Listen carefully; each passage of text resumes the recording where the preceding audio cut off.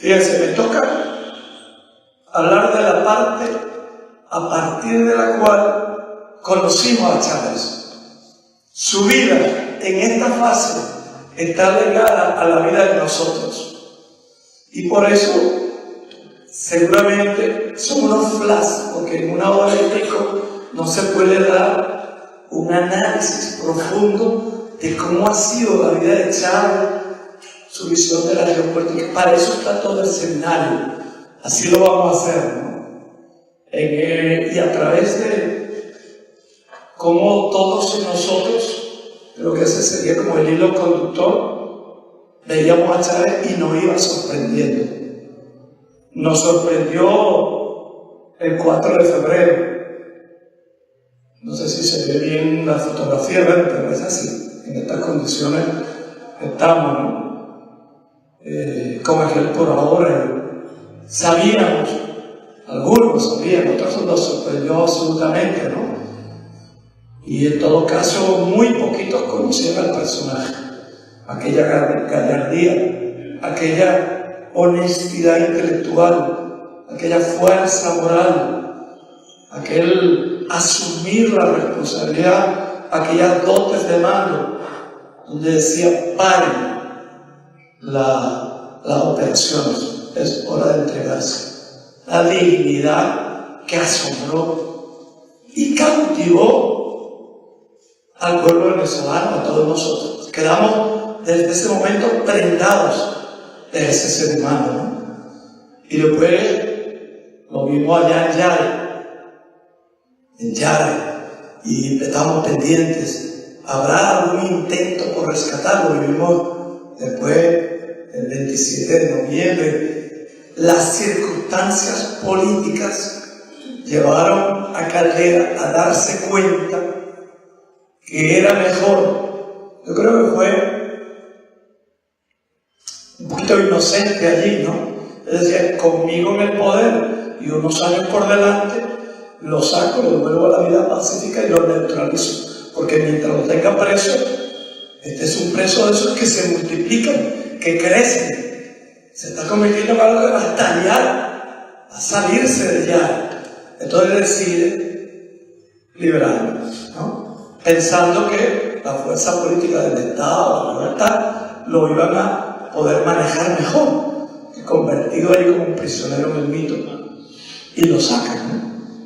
Entonces, él va allá hacia donde están los monolitos, en aquellos encuentros primeros.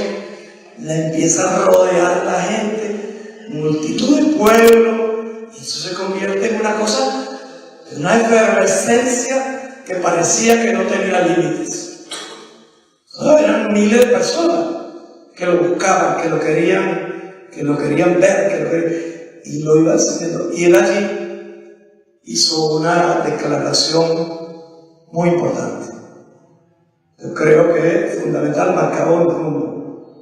Porque ya estaban los medios otra vez tratando de convertirlo en noticia, convertirlo en noticia para traerle el jugo de esa cosa mediática de los medios, de venderlo rápido, y al mismo tiempo tratar de apagarlo. Pero él no vio hacia los medios, vio hacia quienes lo escuchaban y dijo: me voy a las catacumbas del pueblo.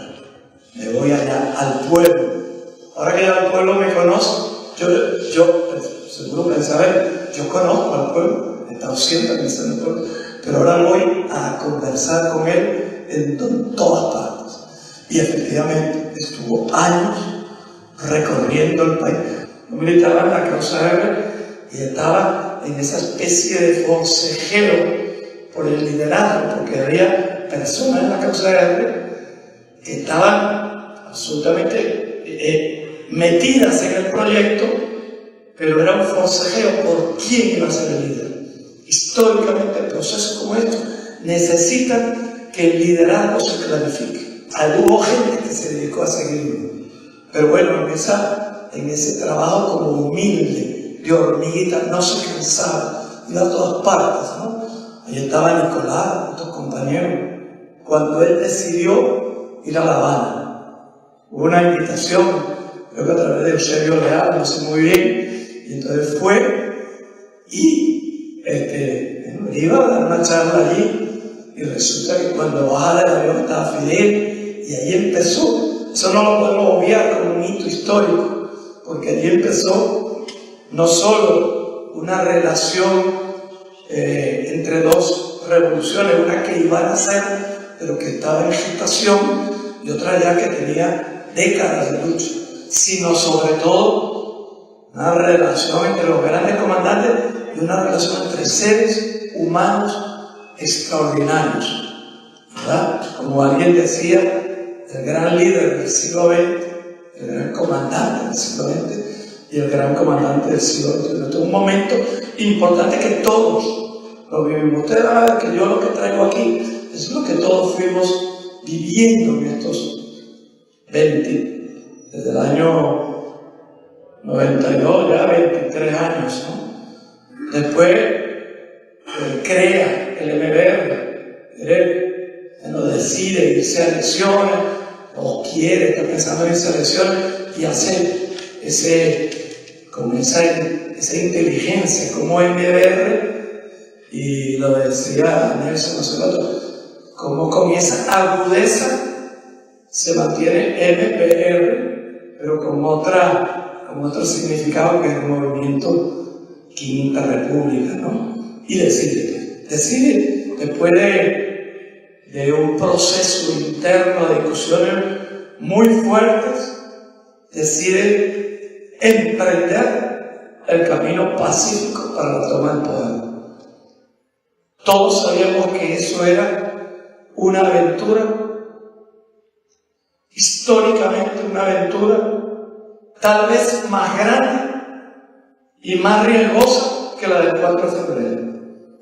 Él alguna vez me dijo a mí, hablando allí en el despacho, no, Farruko, eso, nosotros 90% teníamos de casi seguridad que no íbamos a triunfar, pero teníamos la conciencia de que había que hacerlo. Y bueno, y empieza a recorrer el país con muy pocas promesas, fundamentalmente la constituyente, la constitución, el refundar la república, ¿verdad? Esto no sirve. Tenía conciencia de que no servía y que había que replantearse el juego completamente, ¿no? Que bueno, necesitamos una nueva constitución que nos guiara, ¿no? Y esa era la promesa. Él hacía, digamos, el eje de su campaña electoral y su presencia en la confianza que el pueblo tenía en él. ¿Me acuerdan? Los carnavales, el primer carnaval después del 4 de febrero, todos eran chavitos por allá. Eso era una cosa que era un fervor extraordinario, ¿no? Y entonces cuando se lanza la campaña, empieza la prensa. Bueno, eso era como una especie de fenómeno. Y entonces personajes tan perversos como este señor y otros, Napoleón Bravo, el de los Rurrunes, todos haciéndole entrevistas, lo veían como un perdedor, pero querían tener, ¿sabes? Una cosa hasta farándula, pues. Querían tenerlo en su programa. Se peleaban por tener eso y él se ponía su liquiliqui, a veces se ponía su corbata, a veces no sé qué, y él iba tranquilo, sencillamente a conversar, porque una vez lanzado por la vía pacífica, él sabía que su arma era el poder de las ideas y su capacidad de seducción a la grande mayoría. Y de que entendieran qué era lo que él significaba. Y entonces va a las elecciones y bueno, un triunfo arrollador impresionante. Se sabía. Lo que no sabíamos era si le iban a entregar el poder. No sabíamos, ¿no? O sea, hay los generales en la fuerza, en lo que se llama la Fuerza Armada, que bueno, que estaban ahí, no querían, ¿no? Y entonces ellos controlaban realmente a los políticos, ¿no? Eran controlados por la burguesía y la fuerza armada, ¿no? Una vez le oí a Alfredo Manero decir que, bueno, él decía, ese era un tipo, pero malo, Rómulo Betancourt, pero inteligente, con esa viveza del malo, ¿no? Entonces, él se apoyó en 3 estructuras de corrupción para establecer un poder y que no pudieran darle un golpe a Estado como venía sucediendo todo el siglo XIX y siglo XX, ¿no? Que es corromper a la Fuerza Armada, y lo logró, corromper a los sindicatos, todo el mundo laboral y su expresión sindical, y lo logró, y corromper al sistema de justicia. En todo eso estaba, esos 3, la Fuerza Armada, el sistema judicial y el sistema sindical, bueno, controlado por Acción Democrática. Entonces, no teníamos la seguridad de que esas estructuras le permitieran, pero bueno, yo pienso que una de las grandes cosas más increíbles que él ha logrado es la transformación de la Fuerza Armada, en lo que hoy son las Fuerzas Armadas Nacional Bolivariana. Es decir, pero fíjense la primera cosa que hizo, que mataba como 2 pájaros de un tiro. Por un lado, sacar la Fuerza Armada de los cuarteles y enviarla a la calle. Eso fue un golpe, eso fue una cosa extraordinaria. Y al mismo tiempo,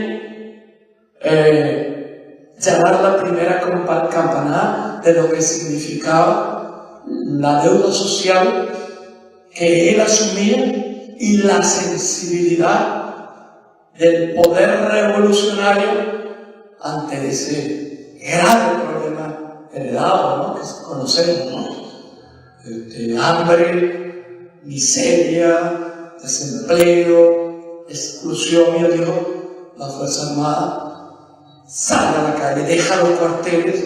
Eso fue una cosa de un impacto extraordinario. Él estaba rodeado, de todas maneras, la burguesía empezó como a rodearlo, él lo contó muchas veces, y ahí empezaron seguramente a planificar el golpe, ¿no? Entonces, bueno, se le pregunta al pueblo si quiere la Constitución, si quiere ir a un proceso constituyente. Entonces el pueblo dice que sí, y nos lanzamos al proyecto constituyente. Era en ese momento lo más importante, ¿no? Con una constitución que contenía, después fue un proceso, ¿verdad? Se eligieron los constituyentes y el proyecto se discutió por todas partes. Una constitución, se ha dicho, lo ha dicho él, y lo ha dicho Nicolás, y lo ha dicho mucha gente, la más avanzada del mundo, y a su vez que influyó en otras constituciones en este proceso de emancipación de América Latina y de otros países, ¿no? Fíjense lo que significa eso. Eso es Chávez. La política ya no es un asunto de profesionales. Los partidos pueden tener profesionales, quiere decir, personas que el partido y el PSUV intenta hacerlo, personas que se dediquen todo el tiempo, digamos, son profesionales del partido, pero no hay profesionales de la política. La política pasa a ser un derecho y una obligación y una capacidad ejercida por todo el pueblo, puesto que todos somos participantes de la política y porque todos somos protagonistas de la política. Protagonista es aquel que se lleva siempre la parte más fulgurante de la escena, ¿no? En una obra de teatro, en una novela, en una película, ¿no? No, aquí el protagonista del pueblo es el pueblo.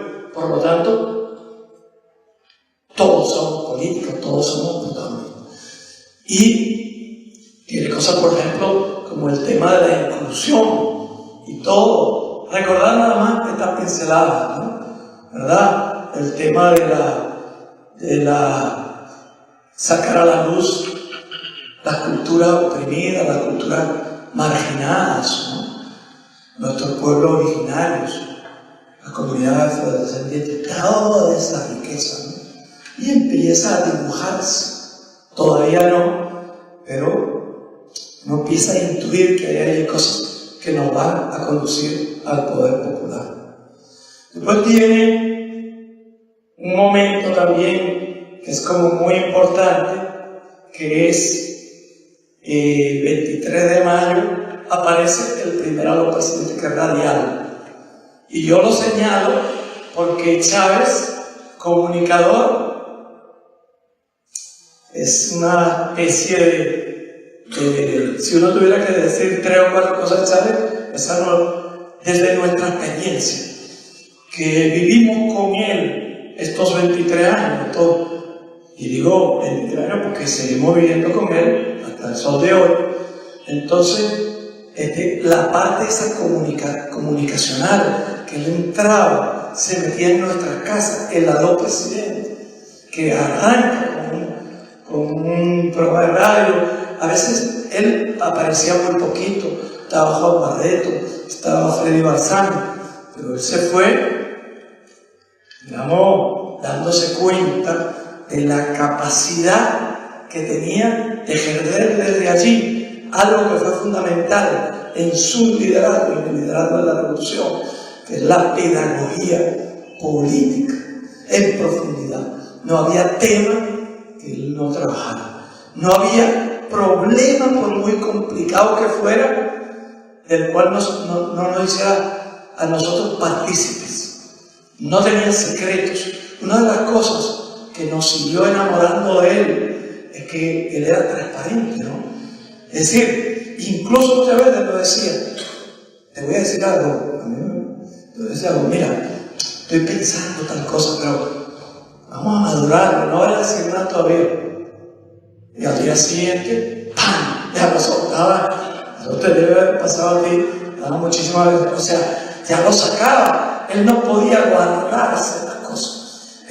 Él tenía esa necesidad de que el pueblo comprendiera, que el pueblo se hiciera él, todos juntos, porque este es un proyecto de muchos, este es un proyecto de millones de hombres y mujeres, ¿no? Después, ese proceso de la constituyente, bueno, llegó el momento de la votación, que fue en diciembre, y bueno, eso fue un día, bueno, feliz y trágico, porque el mismo día que el pueblo le dio ese sí masivo a la constituyente, ese día se perdieron, no se sabe cuántas, entre 15 y 30.000 vidas humanas en Vargas, ¿no? Y allí Chávez lo vimos. Siempre trato de no entrar en otras cosas, sino sobre todo aquellas cosas que nos marcaron a nosotros, ¿no? Porque lo estamos viendo, porque lo estamos siguiendo, ¿no? Y entonces lo vimos, no que fuera a ser una visita formal, ¿verdad? Como hizo el ministro a veces, sobre todo en la Cuarta República, y algunos también lo ha hecho aquí, que van a tomarse la fotografía. No, sino que él iba a trabajar, a meterse allí, ¿verdad? A meterse. Tomó decisiones, por ejemplo, no aceptar la ayuda norteamericana, le pareció peligroso, ¿verdad? Entonces todos sentimos eso, ¿no? ¿Verdad? Y lo vimos con la gente, ¿verdad? Embarcando a la gente en aquellas barcazas, en los helicópteros. Pasan cosas, yo no las puedo contar todo, pero otra cosa que nos impresionó mucho fue esa gira que hizo por los países de la OPEP. Se fue un día, el petróleo estaba en $7 y él dijo, no me quedo aquí a hacer, yo me tengo que ir a verle a la cara. Era un hombre tan valiente, no tenía miedo a nada lo arredraba, nada, no había fuerza, él no pudiera hacer, ni había escenas o escenarios vedados, ¿no? Después lanza la habilitante. Yo creo que tuvo tres procesos habilitantes, ¿no? Primero, el segundo fue el más fuerte, ¿no? El segundo, el que se convierte en un disparador de quienes estaban conspirando. Ya estaban conspirando, pero cuando empiezan a quemar la ley de tierra y todo aquello, ya no aguantan más. Dijeron, no, este es un hombre peligroso, no lo logramos comprar, no lo logramos neutralizar. Entonces todos lo recordamos en aquel proceso habilitante, ¿no? Tan importante. Y después ya empieza a pasar 2001, la huelga, ¿se acuerdan? La huelga por allá en diciembre. Y después ya empieza ya el 2002, la embajada. Hay un intento de golpe parlamentario a través de se empiezan a comprar, ¿verdad? Diputados y se llevan un veintitantos y otros que en ese momento no se fueron. Algunos se fueron después, no aguantó la mecha de la revolución, pero en ese momento se resistieron. Le falló el golpe parlamentario, ¿verdad? Que es la esperanza que tienen ahorita. Y entonces empiezan ya haciendo ya esto que conocemos, este proceso de conspiración, ¿no? De la huelga, la huelga, y ya los medios lanzados, y bueno, ya esto es el golpe. Esto era, todavía no había el golpe, pero ellos ya tenían su plan macabro, ¿no? Y todos vivimos a Chávez y lo vimos, ¿verdad? Algunos piensan Chávez se confió demasiado. Tal vez, ¿no? Una de las tristezas profundas, lo comentábamos antes, ¿no? Es la cantidad de deslealtades. Parece que eso fuera una especie a lo mejor de semejanza con Bolívar también, ¿no? Unas lealtades muy fuertes y unas deslealtades realmente casi incomprensibles, ¿no? ¿Verdad? Y aquí había muchos amigos, camaradas de él, generales y todo eso, que se fueron al golpe, ¿no? 80, 90, no sé cuántos altos mandos de la Fuerza Armada, de la Marina, ¿verdad? Y la iglesia de allí, ¿verdad? Y Miquelena, imagínense ustedes, traidores. Cosa que él vivió en su amargura, pero que lo aguantaba él. Las lealtades, que lo valoraba mucho. Hay un momento donde José Vicente le pregunta cuál es tu virtud preferida. Y dice la lealtad, pero sobre todo la lealtad del pueblo. Él nunca se rindió porque siempre confió en el pueblo. Siempre. Y el pueblo nunca le falló y nunca le va a fallar. Felizmente el pueblo salió a la calle. Yo estuve en esa mañana del 13. Estaba yo en el apartamento de todos los más optimistas, a lo mejor, quién sabe, de los lados, sí, a lo mejor pensando, bueno, a lo mejor ahorita recomponemos la Fuerza Armada, 5 días, 10 días, o 4 meses. Mientras tanto, el pueblo salió. Y salió hasta que lo vio Chávez, ¿no? Y bueno, eso es la historia, ¿no?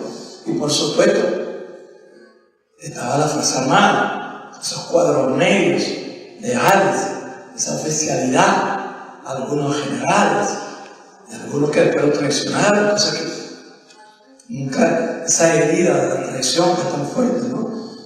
Pero bueno, ahí, ese es un proceso que lo vivimos tanto con él, ¿verdad? Fue tan fuerte, todavía estamos marcados con eso, ¿no? Y además, que lo hubieran podido matar, pero el pueblo lo trajo. Y vivimos entonces ese proceso, ¿se acuerdan? El helicóptero. Fidel le dijo que esto no había pasado nunca. Le dijo, no te inmoles. Fidel, que no es sabio, ¿no? Le dijo, no te vayas a inmolar. Y Chávez lo escuchó, ¿verdad? Y regresó y dijo, tal vez cometí errores, tal vez aceleré procesos, tal vez no fui bien comprendido. Tal vez la clase media piense que la revolución es enemiga suya. Y no, nosotros somos enemigos de la oligarquía, de la vieja clase política. Les falló todo, pero siguieron con su movimiento en la plaza Altamira. Y allí iban los generales. Y todos ustedes, nadie me puede decir que no.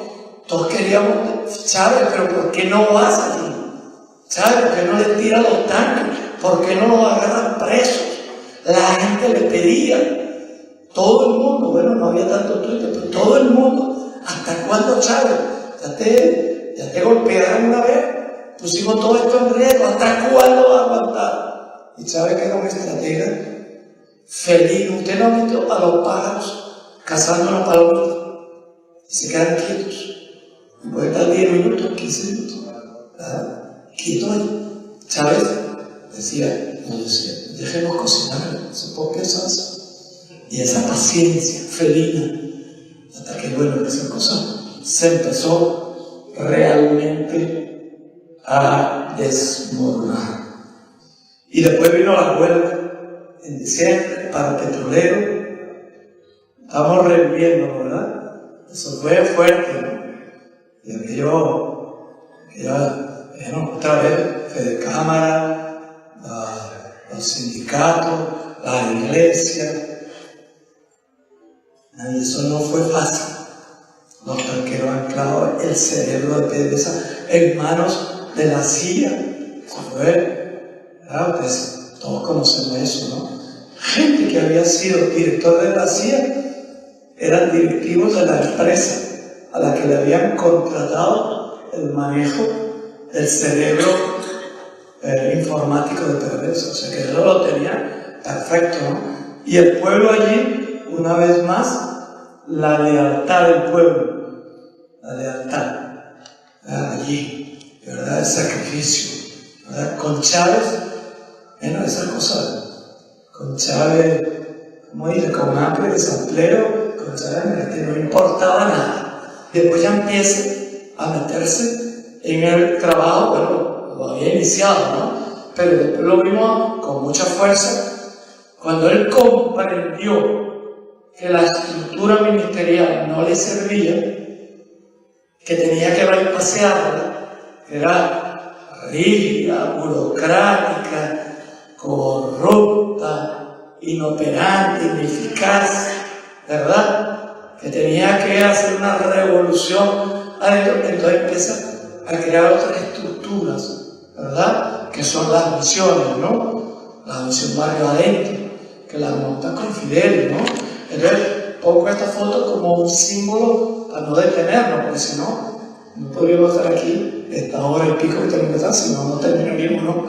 Pero un símbolo de lo que fueron las misiones y cómo nosotros vivimos todas las misiones, que fueron 5, que fueron 10, que fueron 20, que fueron 30, que fueron 32, que cambiaban de nombre, que la rehacía, que ahora la convertía en grandes misiones, ¿verdad? Lo que él llamaba la deuda, la década de plata, ¿no? Él sabía que había una década donde, aunque lo acusaran de populismo, él habló contra el populismo. Él decía que el populismo era el de la Cuarta República. Lo de él era gobierno popular, del pueblo, no populismo. Populismo es la demagogia, la mentira, el engaño al pueblo y una complicidad a veces con sectores del pueblo para ver, te doy la dádiva y tú me apoyas. No, él no era populismo. Pero aunque lo acusaron de populismo, él tenía que parar el hambre, ¿verdad? Esas estadísticas había que trabajarla humanamente. La visión de la economía no le importaba. Decía, bueno, pero que tú, parece un gobierno populista, estás como invirtiendo el dinero en eso. Estás invirtiendo el dinero en gasto social. Eso no es inversión. No, eso es inversión. Es inversión social. Respetaba mucho el pensar, porque él era un pensador, porque él era un filósofo. Entonces nosotros vemos a veces algún dirigente nuestro angustiado por la práctica que nos dice, todavía uno lo ve a veces, bueno, está bien, pero eso es filosofía, nosotros lo que miramos tal cosa. No, eso no es lo que vivimos de Chávez, es filosofía y praxis. Y Adán nos recuerda cada rato, pensamiento y acción, nutriéndose, ¿verdad? La praxis, enriqueciendo la teoría y la acción. El 29 de febrero de 2004, el meeting, el discurso del encuentro con su pueblo en el Jardín Botánico, donde él había venido hablando del socialismo en algunas escenas, ¿verdad? Creo que una vez en alguna reunión en Moscú, en alguna cosa, con un acto allí en la embajada, después con los intelectuales, pero él había soltado algunas cosas, pero ahí creo recordar que el eje fue socialismo y antiimperialismo. Esta revolución es antiimperialismo y se fue por toda la calle del medio, ¿no? Está muy bien, salimos con el crucifijo y tal, pero aquí nosotros sabemos quién es el enemigo, que es el adversario. Hay una burguesía criolla y hay un imperialismo. Cuando éramos militares, antes de aparecer Chávez, había una vez que uno le decía, cuando le salía algo bien, decía, como un dicho así, en la izquierda, bueno, por lo menos yo lo digo varias veces, medio palo al imperialismo y a la burguesía criolla. Bueno, aquí era ese medio palo al imperialismo y a la burguesía criolla en el discurso que cambia el rumbo de la revolución. O sea, es una evolución del pensamiento, es un encuentro. Él decía, pero aquí ya no podemos lograr nuestros objetivos si no es metiéndonos en el socialismo. Pero ¿cuál socialismo? No vamos a repetir esquemas dogmáticos, esquemas del pasado. Tenemos que construirlo nosotros. Bebamos de todas las fuentes. Bebamos del Che, bebamos de Marx, bebamos de Mao, bebamos de Mariátegui, bebamos de tanta gente, bebamos de Gramsci. Pero eso sí, la responsabilidad nuestra es beber fundamentalmente y el ser. Conecta otra vez con las tres raíces de Bolívar, de Simón Rodríguez, ¿verdad? De Eliezer, de Zamora, y bueno, hoy día le añadimos a figura de Chávez, ¿no? Y Miranda, y nuestros próceres, y nuestros los que preceden a la imputación de donde somos, ¿verdad? Beber de allí. Bueno, el mitin del Jardín Botánico. Ese año se activa el referéndum. Vivimos, no lo voy a... Esto es parte de los periódicos del proceso.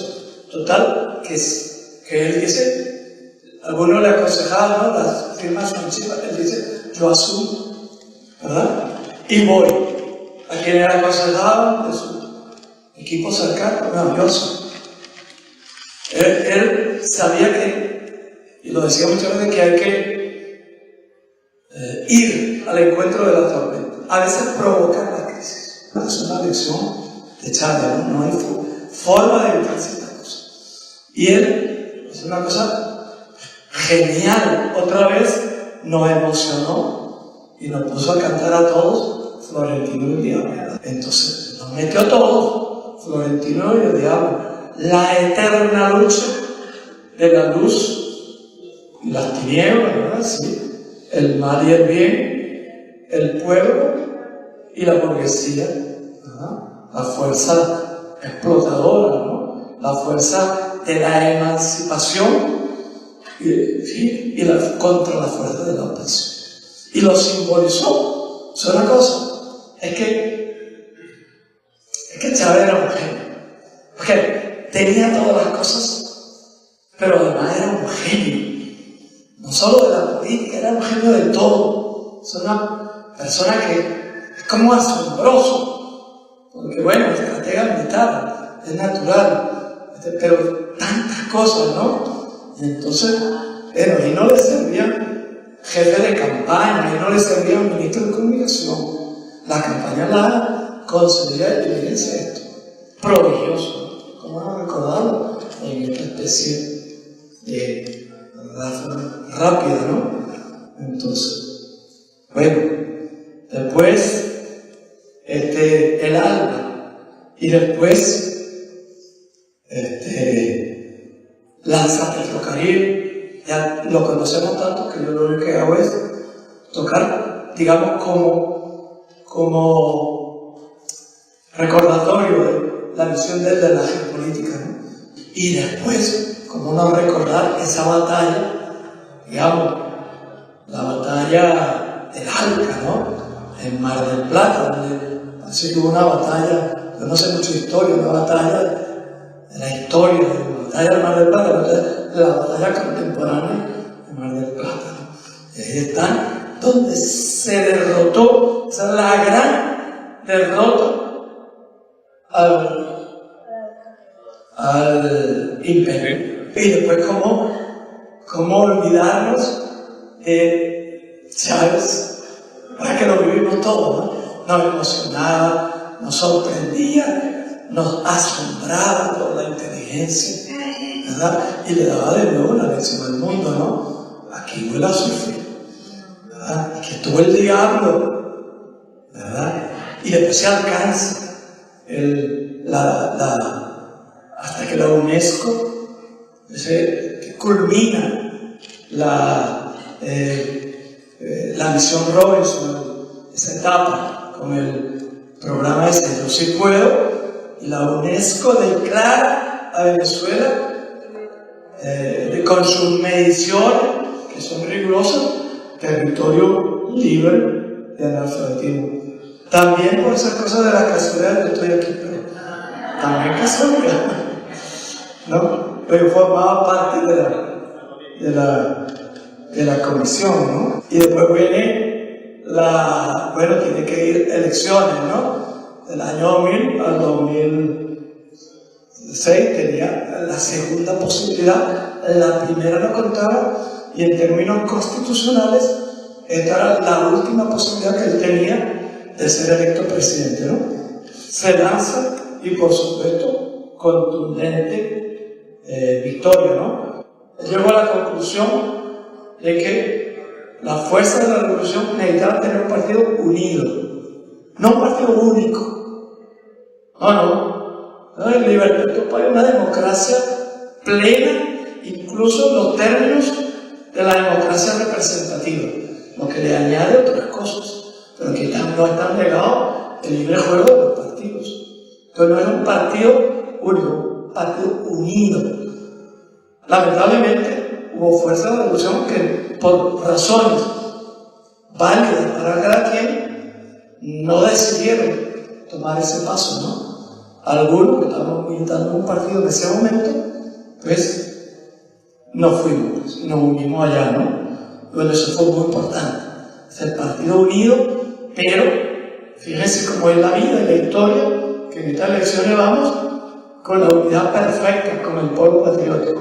O sea que lo que no se consigue en términos de estructura de un partido, la comprensión revolucionaria de todos los partidos que acompañan al pueblo en este proceso, está dada y fuera de duda, ¿no? Y cada vez más, ¿no? Y entonces empieza a trabajar con la idea del poder popular, empezar a darle forma, ¿no? Y entonces, ¿se acuerdan que dice, como para dar una lección, todos los ministerios pasan a llamarse el Ministerio del Poder Popular? Hasta el Ministerio de la Secretaría de la Presidencia, sí, también. Ministerio del Poder Popular de la Secretaría de la Presidencia. Todos, porque quien manda es el Poder Popular, el soberano es quien manda, ¿no? Y empieza esto es muy largo, yo lo voy a resumir, pero ahí empiezan a trabajarse las fuerzas, bueno, cómo él iba consiguiendo el poder popular, sus leyes, las comunas, la reforma, ¿verdad? Ahí tenía una idea maravillosa, lo de la reforma constitucional, alguna idea interesantísima, ¿verdad? No es el poder, el nuevo concepto de la ciudad, sobre el cual me gustaría que conversáramos algún día. Pero tantas cosas que estaban ahí en la reforma, pero hubo una incomprensión, alguna deslealtad, digamos, organizativa. Es decir, fue al final era una incomprensión. Algunos alcaldes que querían que la propuesta le iba a quitar espacio de poder, a lo mejor algún gobernador no se lo tomó tan en serio, y bueno, y perdimos por 30.000 votos, como se sabe, ¿no? Pero después, tiempo después, él no se quedaba con la derrota, y dijo, bueno, con esto no pude, pero al menos sí hay que garantizar que haya la posibilidad de una enmienda. De aquí salto rapidísimamente, viene el deslave, la lluvia, otra vez la humanidad. Ahí yo tengo una experiencia personal. Yo le dije, presidente, yo necesito hablar con usted, es muy urgente. Trate de recibirme un momento, ¿verdad? En medio de todas aquellas cosas. Entonces, vente para aquí y hablamos, ¿no? Y entonces llego y me dicen, el presidente que lo espere aquí en el patio, él baja ahorita. Y bajó, y otra vez me tomó el brazo y no me dejó hablar de la cosa. Entonces me dice, tu problema con tanta gente que ha perdido la vivienda. Farruko, ¿qué te parece? ¿Cuántas familias caben en el salón del Consejo de Ministros? Se lo juro que esto es verdad, esto es así. ¿Cuántas familias caben en el salón del Consejo de Ministros? Presidente, digo yo, bueno, serán 2 o 3 familias, pero bueno.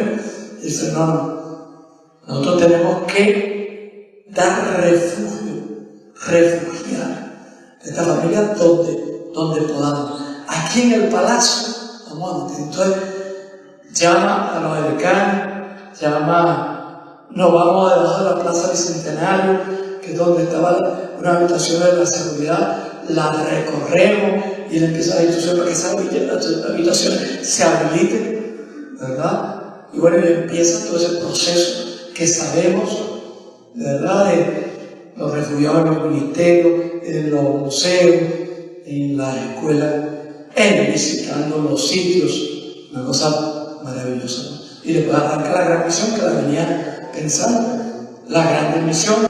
Hay que darle vida a 3 millones, vamos a hacer todo eso, que sea con arquitectura, que sea ecológica y tal, pero nosotros no podemos correr la arruga, y que sean otras generaciones que vengan a resolver el problema. Vamos a hacer un registro, vamos a saber cuántos son, vamos a contar y vamos a hacer una estrategia y vamos a poner un plazo. Y bueno, rápidamente después, todo el proceso que conocemos, como nos golpeó el corazón, nosotros estamos en el Consejo de Ministros, cada uno lloró en su ámbito, ahí en el Consejo de Ministros, creo que todas las mujeres llorando y algunos de los hombres y los otros trabajando así. Yo como soy, a mí no me importa llorar y yo lloro en todas partes, ¿no? Pero a un hombre le cuesta más y tragan así y bueno, a mí no puedo, ¿no? Pero eso fue un coñazo, ¿sabes? Eso fue un golpe, ¿no? Y de Chávez, que estamos acostumbrados a verlo reír y sonreír, ahí lo vimos en batalla, ¿verdad? Con un discurso fuerte, potente, sincero, honesto, leal, de jefe, pero también de hermano, de camarada. Pero nosotros, por lo menos yo no recuerdo verle una sonrisa. Siempre sonreía esta vez. Nosotros quedamos golpeados. Después vivimos también ya la inscripción en el CNE para su última. No sabíamos que era su última, ¿no? Pero bueno, fue históricamente su última campaña electoral, ¿verdad? Lanza el plan de la patria, sobre el cual no voy a hablar. Se mete en la campaña como si tuviera toda la fuerza del mundo, ¿verdad? y hacía aquellos movimientos de Sabaneta a Miraflor, aquellos excesos, aquella especie de locura, ¿verdad? Lo que antes fue Florentino y el diablo, sin estar vendiendo un producto, sino ir como si te metiera la mano en el corazón y lo mejor que tuviera ahí lo sacara afuera. Así hizo aquí, ¿no? Nos metió todos la mano en el corazón y la sacó, ¿no? Y la puso allá. Y esto ya Chávez, ya no soy yo, Chávez somos todos, el corazón de la patria, esta revolución nos toca a todos, ¿no? Y bueno, el 7 de octubre, el 4 de octubre, San Francisco de Asís, el cordonazo, el santo de los humildes, el santo de la comprensión de la naturaleza, las dos grandes contradicciones del ser humano, contradicción de clases y contradicción del hombre y la naturaleza, la expresa ese santo extraordinario, del cual yo llevo el nombre, aunque yo, como saben algunos, yo no soy creyente, pero creo comprender en profundidad el sentimiento religioso de la mayoría del pueblo y particularmente del presidente, ¿no? Y bueno, Día de San Francisco de Asís, ahí está. Y bueno, después vivimos también ese mensaje teórico de gobierno muy autocrítico, que lo conocemos como el golpe de timón. Hay un folleto por allí, que es una especie de resumen. Creo que es preferible ir a la fuente, ¿verdad? Vamos a facilitarle a usted, porque el discurso anterior y el dibujo es difícil, hacer todo, hacer algunos pasos. Es una lección de cómo arrancar el nuevo gobierno extraordinario, ¿no? Y después vivimos el 8 de diciembre, ¿verdad? Otro nuevo golpe, otra desesperanza, otro mandato, otra instrucción. Y aquí fue la última vez que la mayoría de nosotros lo vio, digamos, como imagen viva, actuante, que se comunicaba así directamente con su pueblo. Y después tuvimos aquel desenlace y hoy decimos todos, Chávez vive.